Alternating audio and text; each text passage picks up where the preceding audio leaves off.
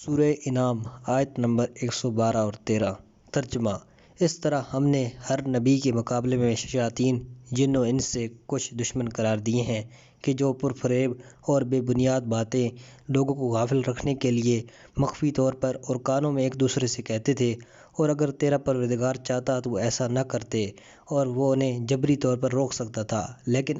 اجبار اور کرا کا کوئی فائدہ نہیں ہے۔ اس بنا پر انہیں ان کی تہمتوں کو ان کی حالت پر چھوڑ دو، اور شیطانی وسوسوں اور شیطانی صفت افراد کی تبلیغات کا نتیجہ یہ ہوگا کہ ان لوگوں کے دل جو روز قیامت پر ایمان نہیں رکھتے ان کی طرف مائل ہو جائیں گے اور وہ اس پر راضی ہو جائیں گے، اور جو گناہ بھی وہ انجام دینا چاہیں گے دیں گے۔ تفسیر: شیطانی وسوسے۔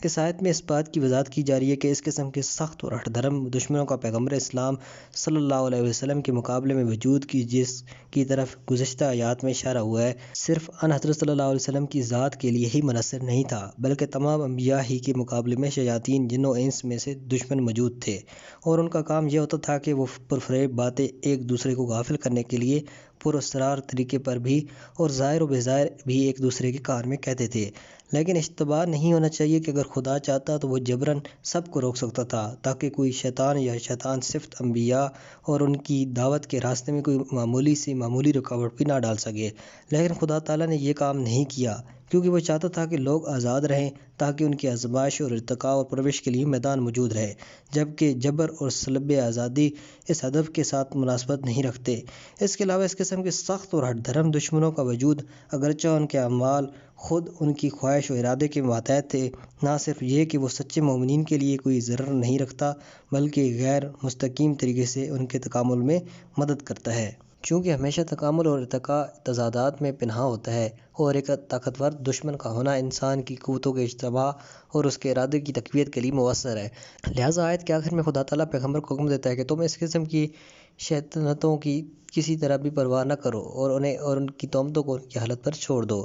چند قابل توجہ نکات۔ نمبر 1، درجہ بالا آیت میں خدا تعالیٰ شیاطین جن و انس کی وجود کی نسبت اپنی طرف دے رہا ہے اور کہتا ہے وَكَذَلِكَ جَعَلْنَا، ہم نے ایسا قرار دیا۔ اس جملے کے معنی کے بارے میں اختلاف ہے، لیکن جیسا کہ ہم پہلے بھی اشارہ کر چکے ہیں کہ انسانوں کے تمام اعمال ایک لحاظ سے خدا کی طرف بھی منسوب کیے جا سکتے ہیں، کیونکہ ہر شخص جو کچھ بھی رکھتا ہے وہ خدا ہی کی طرف سے ہے اور اس کی قدرت اسی کی طرف سے ہے، جیسا کہ اس کا اختیار اور اس کے ارادے کی آزادی بھی اسی کی طرف سے ہے۔ لیکن ایسی تعبیرات کا مفہوم ہرگز جبر اور سلب اختیار نہیں ہے کہ خدا نے کچھ لوگوں کو اس طرح سے پیدا کیا ہو کہ وہ انبیاء کے مقابلے میں دشمنی کے لیے کھڑے ہو جائیں، کیونکہ اگر ایسا ہوتا تو ضروری تھا کہ وہ اپنی عداوت و دشمنی میں کسی قسم کی کوئی مسئولیت اور جواب دہی نہ رکھتے ہوتے، بلکہ ان کا کام ایک رسالت کی انجام دہی شمار ہوتا۔ حالانکہ ہم جانتے ہیں کہ ایسا نہیں ہے۔ البتہ اس کا انکار نہیں کیا جا سکتا کہ اس قسم کے دشمنوں کا وجود، چاہے وہ خود ان کے اپنے اختیار سے ہی ہو، مومنین کے لیے بالواسطہ طور پر اصلاح کنندہ اثر رکھتا ہے،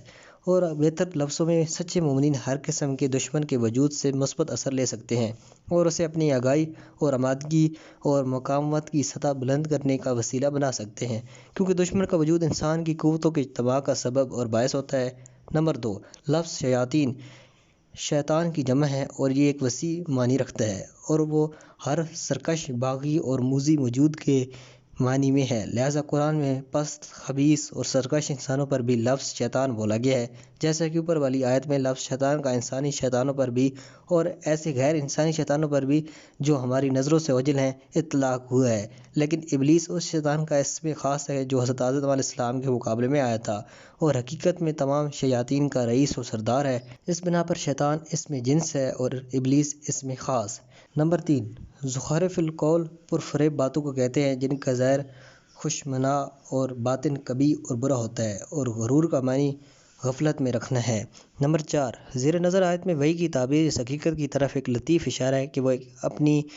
شیطانی گفتار و اعمال میں ایسے اسرار امیز پروگرام رکھتے ہیں کہ جن کو وہ رازدارانہ طریقے سے ایک دوسرے کی طرف القاء کرتے رہتے ہیں تاکہ لوگ ان کے کاموں سے آگاہ نہ ہوں اور ان کی سازشوں کا کامل طور پر کامیابی سے ہمکنار ہو جائیں، کیونکہ وحی کے معنی میں سے ایک معنی لغت میں ایستہ اور کان میں بات کرنا بھی ہے۔ بعد والی آیت میں شیاطین کی پرفریب تلقینات اور تبلیغات کے نتیجے کو اس طرح بیان کیا گیا ہے کہ ان کے کام کا سر انجام یہ ہوگا کہ وہ بے ایمان افراد یعنی وہ جو قیامت پر ایمان نہیں رکھتے ان کی باتوں کو کان لگا کر سنیں گے اور ان کے دل ان کی طرف مائل ہوں گے۔ لِتَسْتَخْرِجُوا بُرُوجًا صرف کے مادے سے کسی چیز کی طرف میلان پیدا کرنے کے معنی میں ہے، لیکن زیادہ تر اس میلان اور رغبت پر بولا جاتا ہے جو سماعت اور کان کے وسیلے سے حاصل ہو، اور اگر کوئی شخص کسی بات پر موقفت کی نظر سے کان دھرتے تو اس کو ضعف اور اصغاء کہتے ہیں۔ اس کے بعد فرمایا گیا کہ اس میلان کا انجام شیطانی پروگراموں پر کامل طور پر راضی ہونے کی صورت میں نکلے گا، اور ان سب کا نتیجہ مختلف قسم کے گناہوں کے ارتکاب اور برے اور ناپسندیدہ اعمال کی صورت میں رہنما ہوگا۔ والسلام علیکم ورحمۃ اللہ۔